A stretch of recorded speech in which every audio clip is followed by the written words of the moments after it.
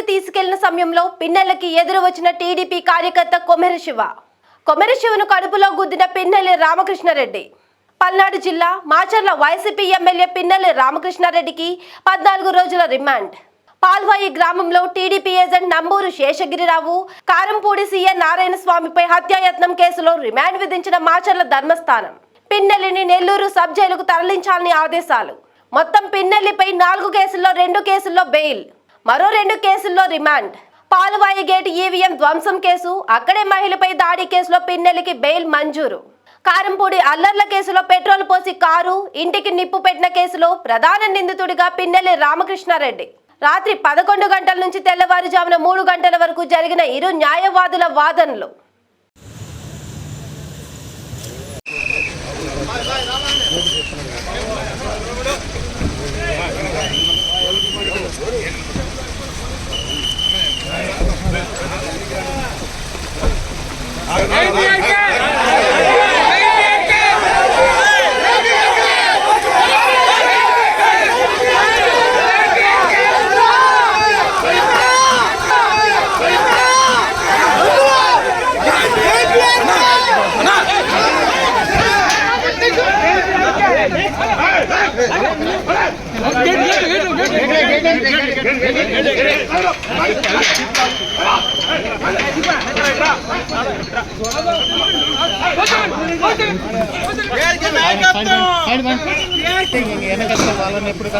వాళ్ళు చేయండి అన్న మమ్మల్ని